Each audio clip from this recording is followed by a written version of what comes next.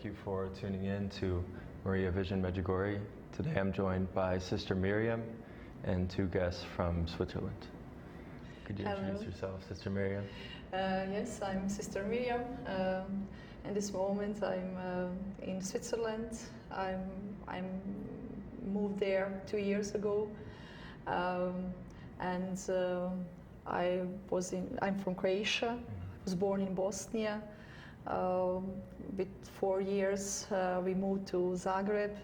I finished my school studying, and then I went to convent with 25 years. And after a few years working in Croatia and living in Croatia in convent like a sister, I received news that they need me in Switzerland.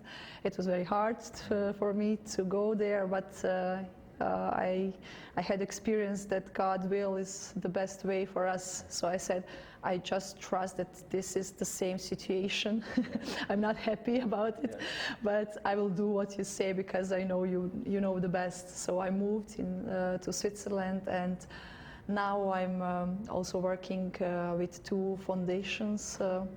I do everything about with our missions in different parts of the world, in Taiwan, Brazil, Africa, and so on. And also I do some pastoral work with youth. And yeah, very intensive, very lively life I have. Do you have missions in Croatia as well? In Croatia, no. Now, no. I have some contacts with people. Mostly, I have some talks with people, video talk and some things like that. Because I was in Croatia, that was very, very often. Every day talk with people, and so I stayed in contact. And when something very hard for them when they have some problems, of course, crosses, then call the sister. Is that one of the parts that made it really hard to leave, was knowing that? Yeah, for me it's always a question of people. Yes. It's not so big problem to leave some place or nature or I don't know. It's more personal contacts with people. When you do your work with love, that means you love also people. And after some time, it's very hard to break this connection. And that was hardest thing for me. You become like family. Yes. We are family. Yes. And did you come alone when you came to Switzerland? Yes, and I didn't know German language. That was really, really tough thing because I like to talk. But that was also good school for me to go inside, to learn something more about myself, about the world. Existing world in me, and I was actually very, very satisfied after 1 year this experience. That was very, really good thing for me personally. That's amazing. I'm sure that'd be super challenging. Then you met your friends here. Nice to meet you. I'm Leonardo. I'm 21 years young. I also come from Switzerland, from nearby Zurich. I was born in Switzerland and raised in Switzerland.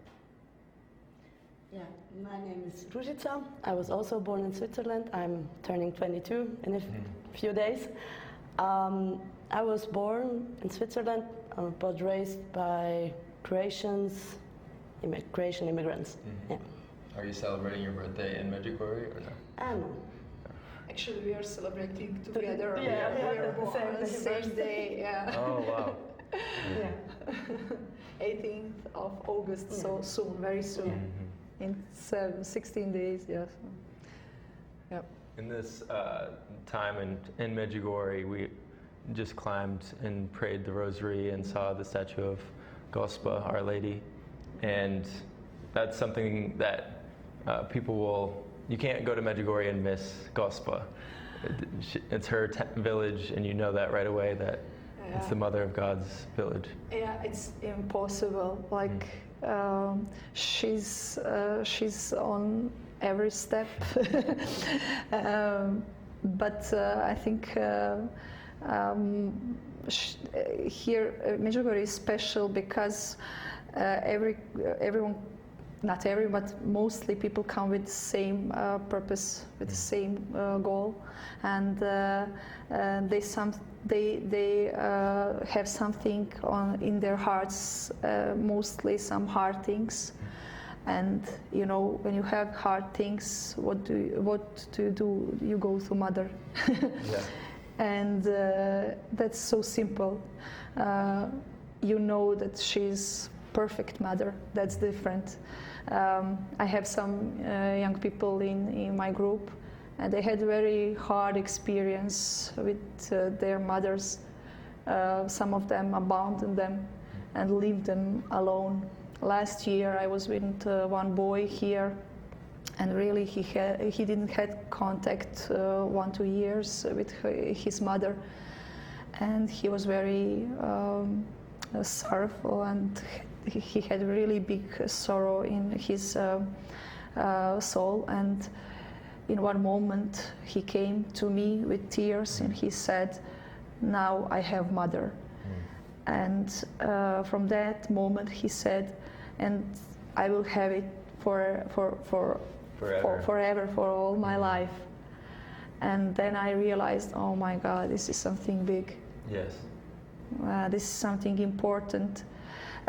So I think we come to Medjugorje because we can really feel that she is a mother, and that she can feel our heart, our beating heart, and yeah, that is the reason why people come here. Me also.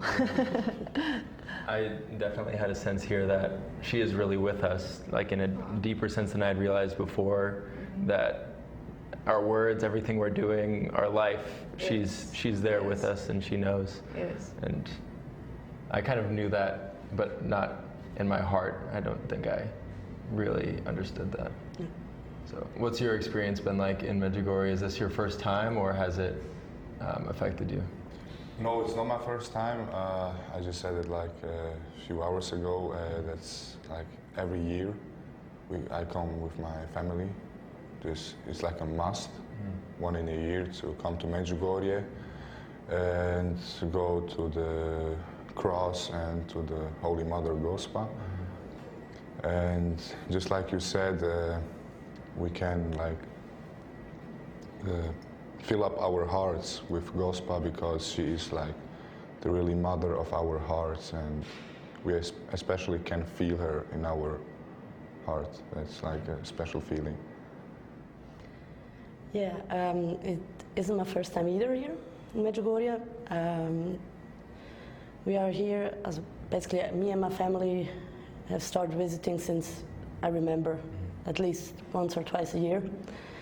Always going to the Apparition Hill to visit Gospa, to pray, to give our hearts to her, give our everything. And I think it's the feeling that you have when you are there with her and you feel her presence and know that she hears your prayers. It's just something, such an overwhelming feeling that nobody can describe. Definitely. As Ružica said, this special presence that you feel, that is something unbelievable. You have feeling like you left Earth, and just, you are now in one piece of heaven, and she's here sitting next to you, listening every word. And you feel very, very special also, that you are special, because she, not just that you open your heart, but she came with open heart to you. And I can sometimes feel like you're the only one yes, there. Because in prayer we feel sometimes I'm speaking to God, and God is like a wall.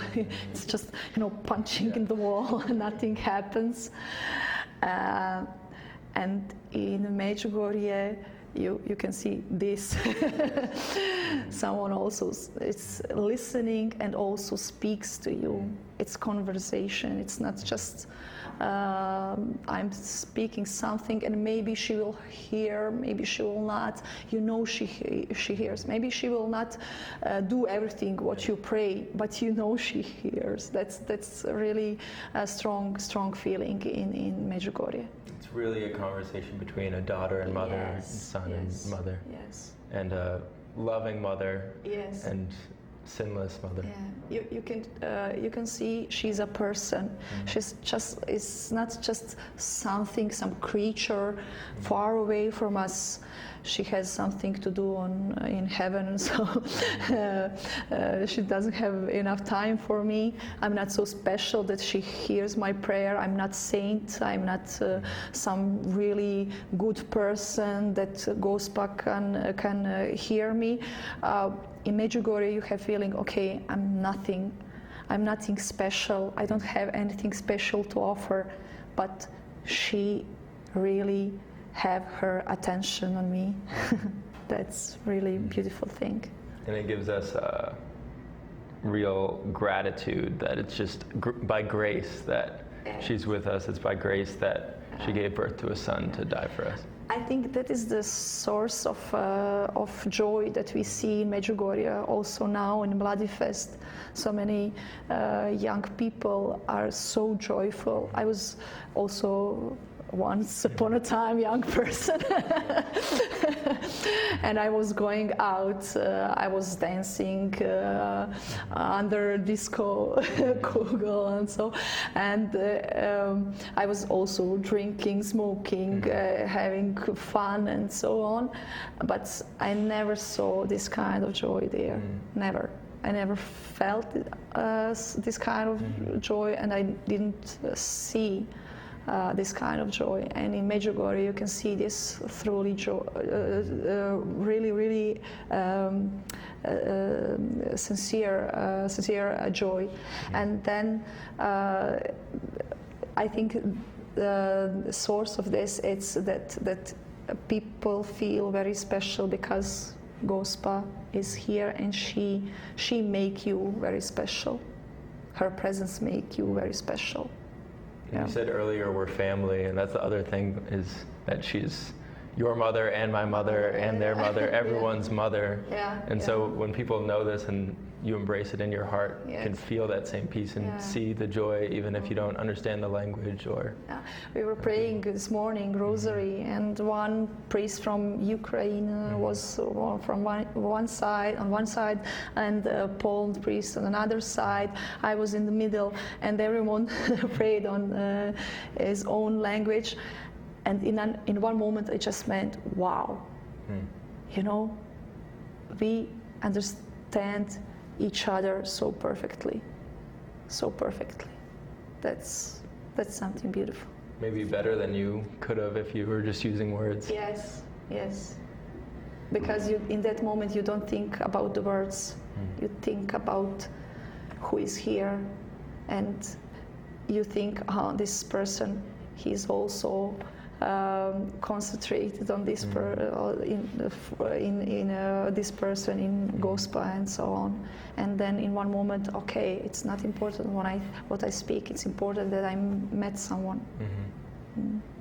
Yeah. And the joy is really special as well, from the love of Gospa and love of her son, because it doesn't leave us. We know that we didn't earn it, and we're not so special that we merited it by our own accord. So then when we sin and when we fall, we know we can go right back to them and they still love us as much.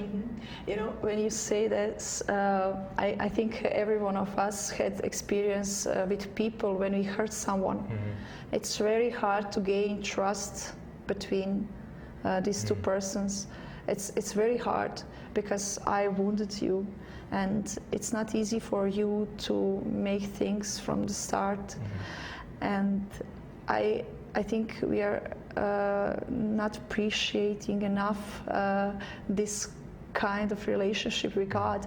When I heard Him, His commandments and love, and you come and you're really feeling sorry, God, saying to him, and he says, nothing happened.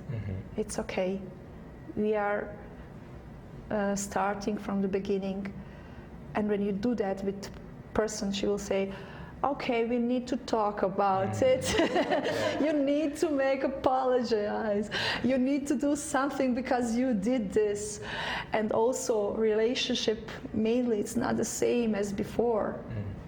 We could accept the apology, but we still might think about it a year later. We are not in peace here and here. And with God, it's okay, come on, it's okay, let's go. And I think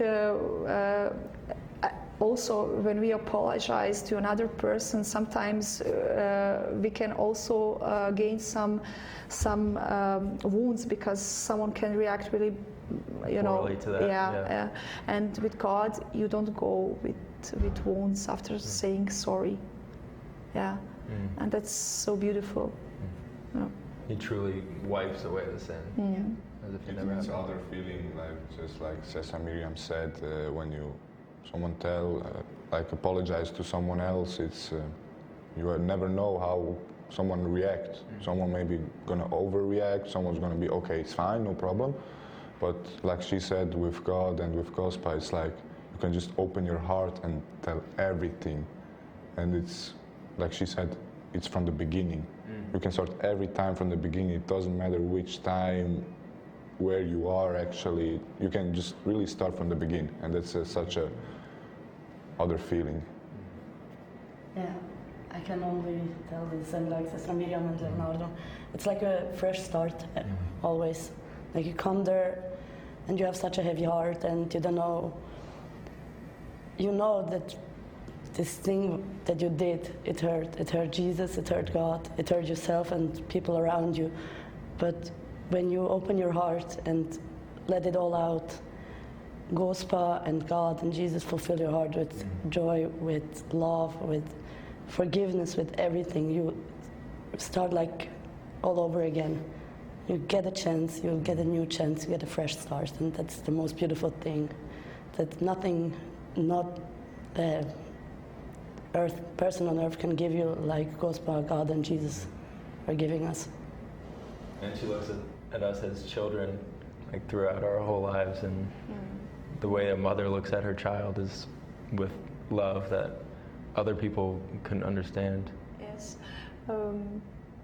I had many experiences with youth when they need to make some decisions in their life, some big decisions. For example, to get married or to their profession choice or something, and they are sometimes, very often, they have so big fear that they will make mistake, and also when they did some sins, they have fear, okay, I did so big mistake in my life, I spoiled everything, how can I do something? And then I say to them, you know, Mary Magdalene, I like this character in Gospel, and I said, I'm sure that God didn't plan for her that she becomes such a person. She had 7 demons in herself, and she did very bad things. And in one moment, she stopped with everything and started new life. But the most important thing, God started new life. If He created you, He can, from every your mistake, every your failure, He can also start a new life. When He gave you breath and from dust, made you from dust, then that means that your every mistake, your every failure, everything, it's also dust. It's dust for Him, and He can make a new life from it. And I say, you don't need to have so big a fear. What if I make a bad decision? Okay, so what? you made a bad decision. Okay, God will build something from you. God will build some new life from these things. Don't be afraid. He's creator, and he didn't stop creating you in the womb of your mother. He's creating you every day. And also all your mistakes, all your failures are opportunity for him to show you one more time, I am creator and I will create new life for you. From every bad way you go, from every sin, from every cross, he's amazing. He's amazing. Don't be afraid. Yeah. And Gospa, she understands that so good. She understands so good because she had this experience. She had experience. I'm sure that she had in her also had, in the moment when she saw Jesus on the cross, he was like a criminal in that time, and everyone leave him, and she was under the cross, and she was looking him. She probably also had question: did some mistakes? Is this because of me? Maybe I didn't raise him so good. What happened? I'm sure she had so many questions in her heart. But she also had experience from this death, from last point Yes. of our existing. She saw, oh my God, again alive, resurrection. And she has this experience that God can from bottom of our energy, bottom of our strength, bottom of our life, he can make something new. And she knows the way. She knows the way because she went this way. She learned. And sometimes we don't need to do mistakes because she can show us how to go on some way. So, yeah, don't Her be son afraid. is the way. Yeah, her son is the way. Yes. Yeah.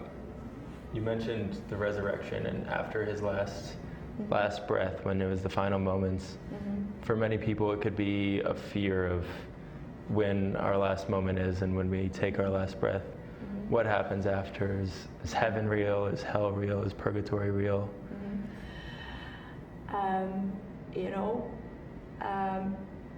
Very long time. For a very long time, I don't think I've been made for 15, 50, 500 years.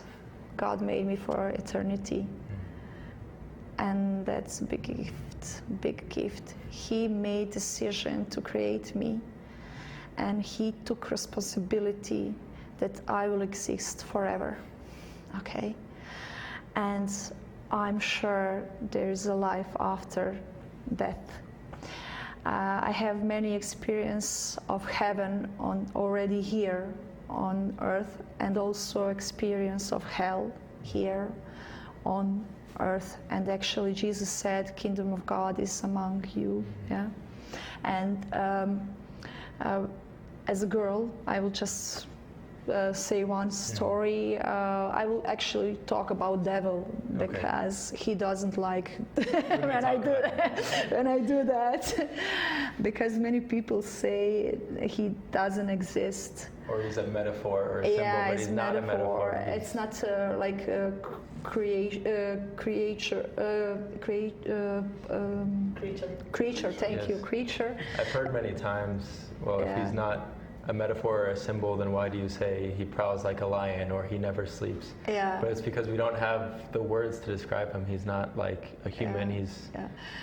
I would like that someone says this thing to exorcist or someone. Yes. I know some people who had experience of exorcisms, and it's really real. But I will say about my experience. I will say two stories. I was a young girl, and I was raised in a traditional Catholic family. But actually, in one moment of my life, I realized that I just learned something about God, and it was like for me some kind of how to say, everyday thing, you know, just to pray, to believe in God. But I didn't had really my faith and like my routine. experience. Yeah, routine. Yes. Thank you. And it was not like I met him. I don't know who he really is. And of course, Mother Mary, I hated her before. That's some other story. I said, okay, I want to meet God. I want to see that He really exists. I want to see that my faith really is my faith, not faith from my parents, not faith from my people, not faith from other people. Yeah, it needs to be my faith if it is really. If it is real. And in this period of life, God really showed me I am real. And I felt in many moments heaven. But He also gave me some experience how it is when you're not in heaven. In one moment, I was sleeping and I was dreaming hell. It was awful. It was really awful dream. I woke up, I took breath and I said, I don't want anyone to end up in hell.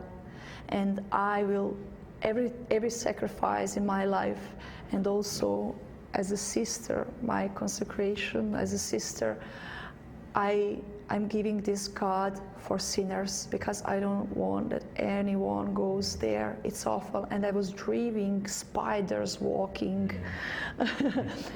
And in that moment, I just moved my blanket, and 3 spiders were in my bed. And I felt really like one person was in my room. And I had so big fear. That was not regular fear. That was most awful fear I ever felt in my life. And this fear, this feeling started to like one companion. He was going with me like one companion, weeks and weeks. And I was praying non-stop, not stopping, just every day, every second. And I prayed actually rosary in every place, in every moment, on toilet, under shower, everywhere, non-stop. And in one moment I was talking on mobile phone with my friend, and she stopped talking, and I felt, okay, he's again here. You can't say it's not here. It's so strong. It's so strong, so real. And I just also stopped, and she started to cry. And I said, what's happening? Why are you crying? And she said, I'm scared. I'm really scared. I said, why are you scared? What's happening? And she said, he's here. And I said, who is here? She was, on another side of the town. But I felt him here in my room, and she felt him in her room. And she said, devil is here. I can feel him. I never experienced something like that. I'm so scared. Help me, please. I said, I can't help you. We will now hang up, and you need to pray. I will pray.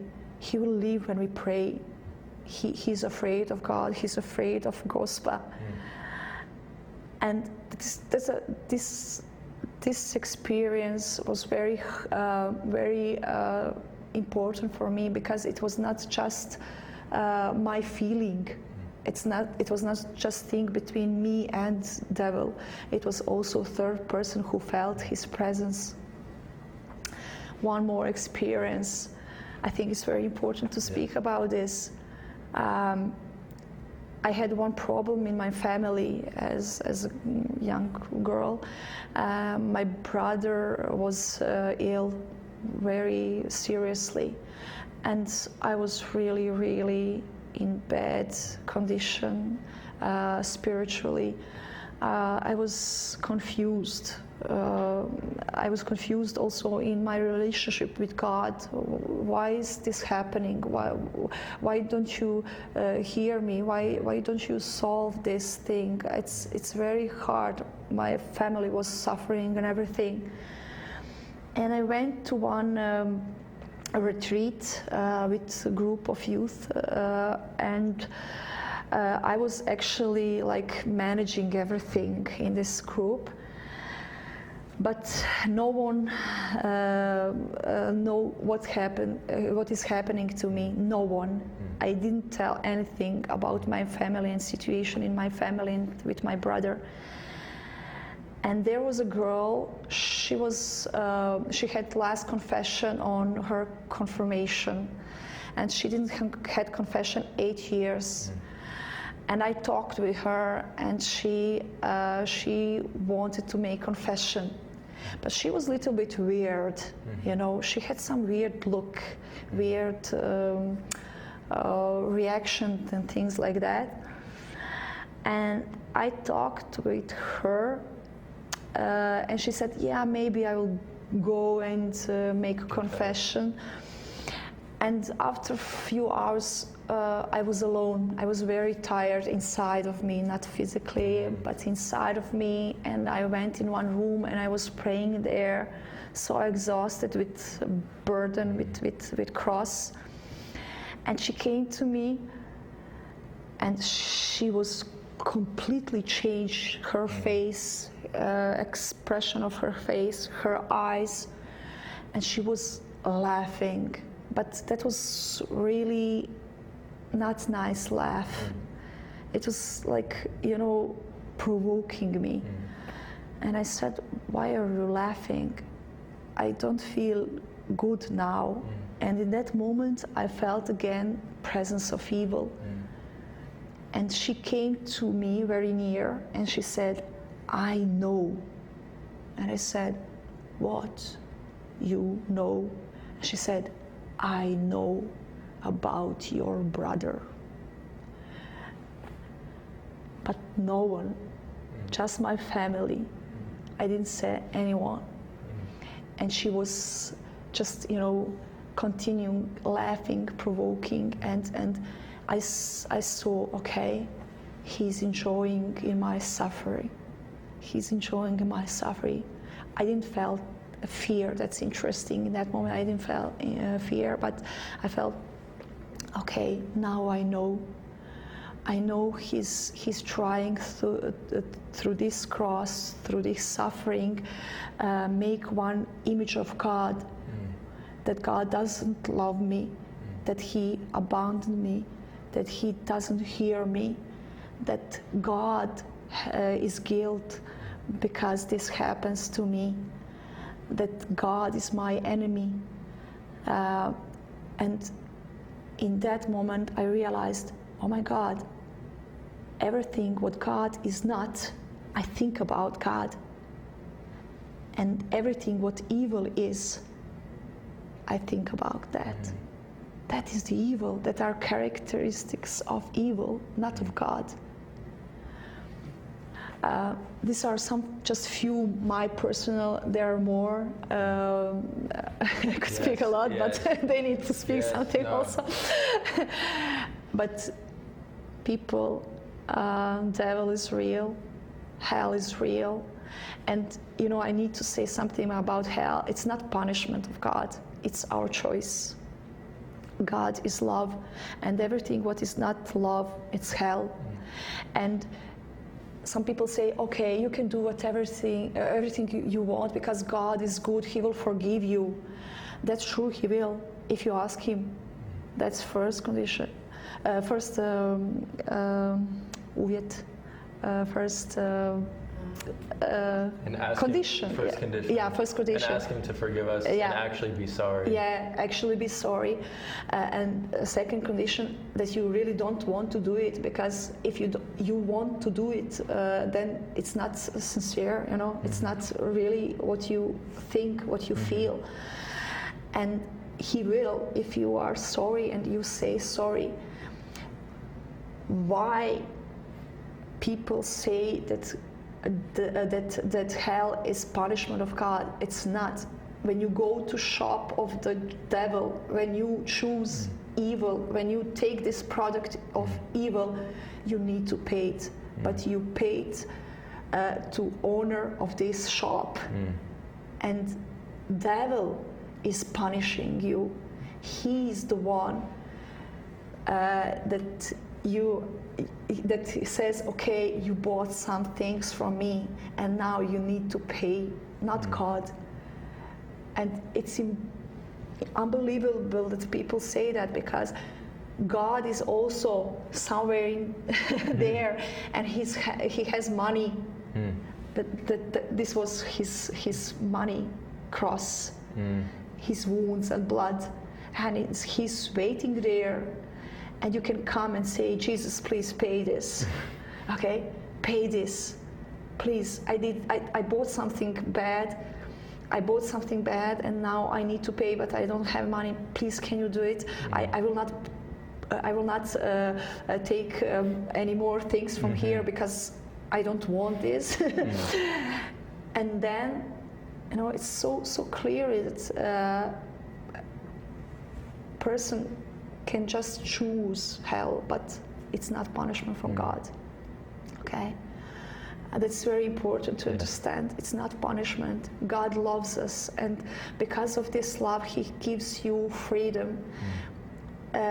And that is dignity, which person has. Freedom is our dignity, very important thing of our dignity. And in this freedom, you choose. If you really love someone, then you don't take him and stroke him, love me. You don't do that. You give him the freedom. Yeah, you give freedom. I'm here, I love you, will you love me? And you choose. And God just had made some space for you, that you can go somewhere where He is not, if you don't want Him. Okay, it's not punishment. Okay? Okay, you know that. You too.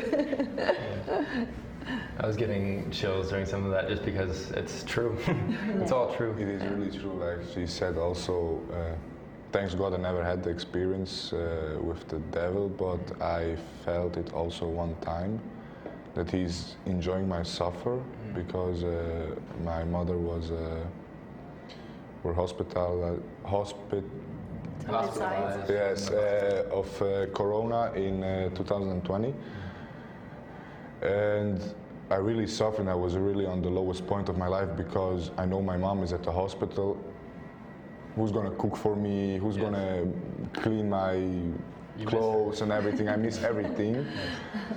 And in that moment, I really cried, and it's hard to describe what I felt in this moment, but I really felt that the devil was enjoying my suffering, that I was at my lowest point, because I had some situations of that I was come to mind, like to do nothing anymore, to quit my job, to go somewhere alone and be alone.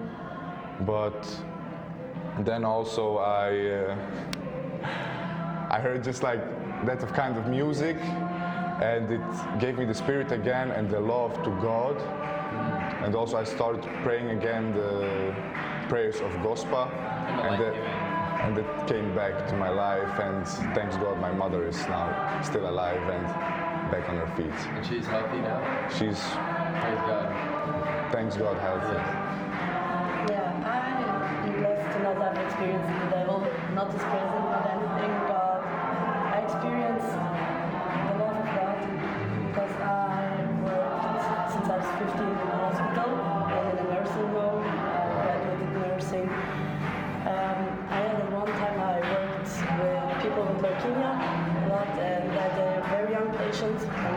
age. We were pretty close, and he wasn't getting better.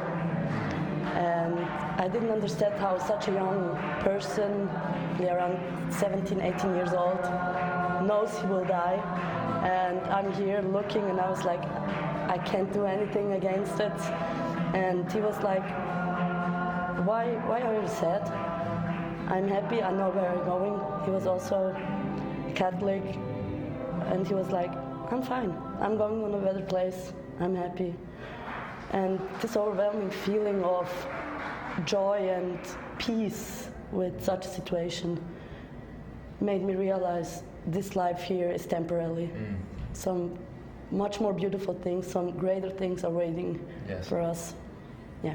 Amen.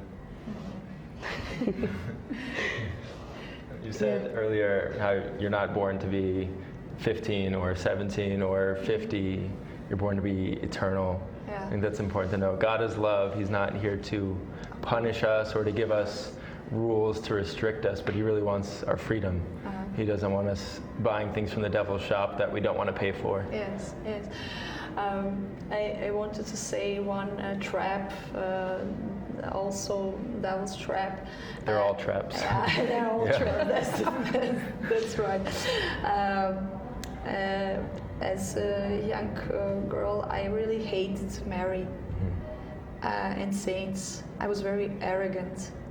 I said, I'm special enough to go directly to Jesus, directly to God, and I don't need Mary, I don't need saints. And actually, that's true. We are very special that God really, we can contact directly to God. That's absolutely sure. But we are also people, and we need some models, you know. And she was just a man, just a person. Mary, she's not God and God human. and human. She's human. She's just human. She's not like Jesus. God. People say, oh, he was also God. You know. Now with Mary, we don't have any excuses. She was really just human. She was one of us. One of us. You know, you could touch her. You could. She was really one of us. And I hated her. I had a really big aversion to Mary and saints, and I hated Rosary. And I also thought I really don't need them in my life. In one moment, I was going to my home in Zagreb from the seaside in a bus, and I said, "Okay, I will pray a Rosary. I will pray a Rosary." What did I say? I hate Rosary, because Rosary, we as a child we played and had a fun time, and mom came and said, "We are praying Rosary together." No, no, Mary, she's spoiling everything. All fun moments, she's spoiling that. I don't want to pray Rosary. And I said, I will pray alone. Oh my God, what happened? And I started to pray Rosary. And in one moment, I just closed my eyes, and she was there. I could physically feel that she put her hand on my head, and I felt so beautiful. It was heaven. I didn't want this to stop. I was just praying, okay, please don't stop, please don't stop, don't stop this. And I felt like she took me in her hands and put me in the lap of the Father. And in that moment, I just wanted to die. When you ask, we are not for 50, 100, 500 years, we are for eternity. That was eternity for me. That was heaven for me. And I didn't have anything, any small piece of fear of death inside of me, because I was ready to die that moment, without any excuses, without any thinking, calculations, something. No, I was ready. Go, take me, God. And when this was finished, I opened my eyes and I saw my t-shirt was completely wet, and my face was completely wet from tears, but I didn't feel I felt that I was crying. I was very happy. I just felt that I'm somewhere where it's so beautiful, and I felt for the first time in my life that I'm on the place where I should be. Your home. Yes, my home, first time, and also who I need to be, who I am. Who you really are. You were Yes. who you really are in that moment. Yes, he saw everything, bad things, good things, and he was loving. Both sides of me, he saw that. He said, "I love you, I love you," and these tears, I think it was just my body react on this way. I really didn't feel anything. In the moment that I opened my eyes, I saw that, oh my God, what happened with me? But yes, this is this trap that we don't need Mary, that we don't need saints.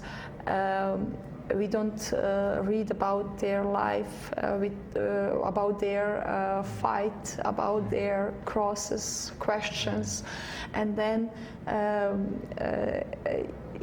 they won. They're saint. They won, and then when someone went one way, okay, he went there, and it was okay. Now I can go also this way, and devil, of course, he doesn't want that. He doesn't want that, and that's why it's very important to have saints in our life, to have gospel in our life. After this and many others experience of God's love and His presence, I had these cries in faith, and when I was really deep, very deep, I was praying to Jesus. I was praying to God directly. I don't know. I can't explain it. I'm not God. I can't give every answer. Yes. I don't know, but I felt they didn't hear me, and I couldn't be free from my fear and my questions and this pressure and everything. But then I took rosary, and I was praying 3, 4, 5, 6. I don't know how many rosaries, but I was feeling safe. And I said, okay, I don't know why we need Mary, but we need her. Yes. And really, people, we don't need to have answer on our question. We don't need to have. We just have this security that we are safe. She's here. We have home, we have family. Yes. And that's why I like Mary. She was always lightening everything in my life when completely dark was there. I was completely down, and she was just taking me out from all of this. She was really like that. I always had feeling that she was taking my hand and just showing me on light. Yeah. That's, amen. That's beautiful. I can see that in all of you. I just met you yesterday or today, and can feel that presence of that peace and love. I can really also tell a quick story about that. Like a few hours ago, we were to Gospa, and like Sestra Miriam said, I was alone. I was sitting there on the stones, and I was also praying a rosary. And I just closed my eyes, and I really felt like she said, someone is next to me or in front of me or behind me and just listening and talking with me. But who is it? I don't know. But then when I started really to pray the rosary, like on the second or the third one, I was just really feeling, okay, Gospa is here, she's with us, she's hearing, and she gives us that love to us and this joy. And I really closed my eyes, and I didn't feel that I was actually crying, or was I happy, or was I sad because I did bad things in my life. It's like you're like without feelings. You cannot feel anything. You only feel Gospa is with you, And like from the beginning, we said you can start from the beginning, and you can ask for forgiveness, and she's gonna definitely forgive everything you did in your life. And I really had this feeling, this situation like a few hours ago, and it's really hard to describe what amazing feeling that is. That's incredible. I'm gonna really start crying now. Yeah. Yeah, like Leonardo said, it's you get such an immune feeling of your surroundings when you pray to her. It's like just you and her, and yeah, I can't describe it either. I'm just thankful that I can experience that, to be regular in Medjugorje, to regularly pray, and to have the feeling that she's with me and she gives me her attention. That's all I can say. And wherever you go, when you go back to Switzerland, she's with you. Of course. No matter where we have with Sestra Miriam together, also to the point that we had the theme abortion, that we also prayed and go to the Lourdesgrotte, the place like we were all together with different appearations of the Gospel, from Guadalupe, from Medjugorje, reading texts, praying, and wherever you are, Gospel is with you. You have just to take her with you, with your heart. Yeah. Also back when we at the Gospel, like I said, I was just like there crying and not feel anything. Then after that, after the rosary, when I opened my eyes, I really saw like an older man. He was like maybe 40 or 50. He was on the knees, and he was like just staring at Gospel, and he was just smiling all the time. And I was said, okay, why am I crying? Why should I be sad? When I see the surrounding people, they're happy, they also feel Gospel and feel the love of Gospel. Why should I be sad? I can also be happy. And I was like there sitting and also like staring at Gospel, and I was like, thank you for everything, and thanks that you forgive me. It was a very special feeling, and we can also be very happy that we have Gospel in our lives. He said 40 years, very old person. That's really nice, because I'm 39 and that's really not nice. Like you said, we're not made to be 40. It's for eternity, so we're young. Very young. Yes. I think quickly, one trap too that I just thought of when you were talking about the devil's traps is we say, oh, I don't want to become a saint, or I'm no saint. But a saint is a soul in heaven. We all want to be saints. Yes, that's true. We're all called for that. Yeah. I can also connect this with this story when young people have fear about decisions, especially a life vocation. They don't know to marry someone or to go maybe to become priest or nun or something, and they are afraid, oh, what if I make mistake? And I said, it's not important. I'm sorry, but my purpose is not to be nun. This is just a way it's just a way to be holy. It's just a way. It's not purpose. It's not purpose that I'm priest. It's not purpose that I'm married, that I have children. It's purpose that I'm saint. And if you make a mistake, don't miss this. You can miss your vocation, but don't miss this first vocation, to be saint. Yeah, heaven is our goal. It's not our goal. It's not to be professor. It's not to be science or something. It's not that to be a father or to be man or wife. It's to be saint, to be holy, and to heaven is our goal. I had one talk with one sister, and she knew one priest, and he had a moment of clinical death, and in that moment he was in front of Jesus, and when he came back in life, he said, it was not important for God if I am a man or a woman. It was not important if I'm a priest. It was not important if I'm a doctor of theology. It was not important what I did in my life.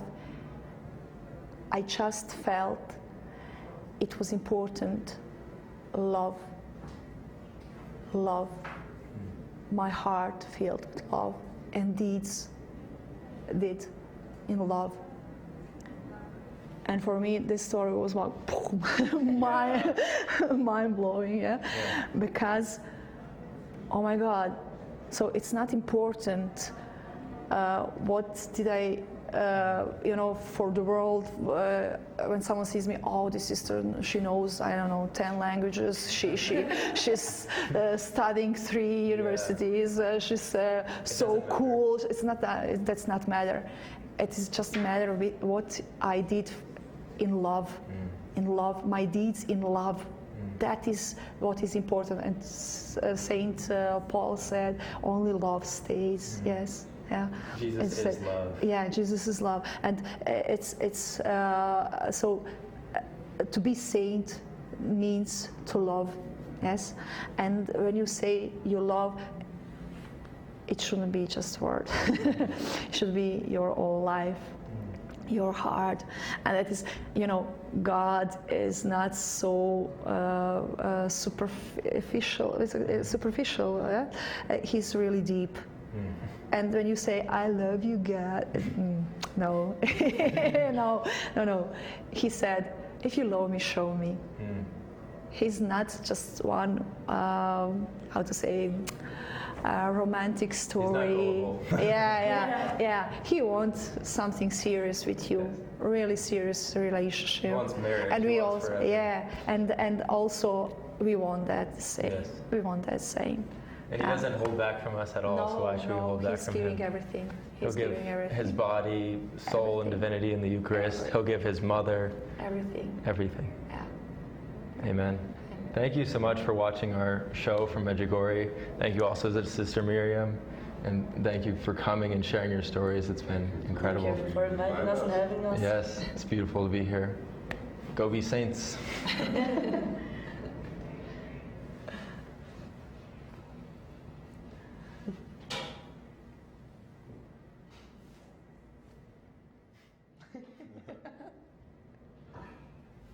Maybe they come in and play the music. Here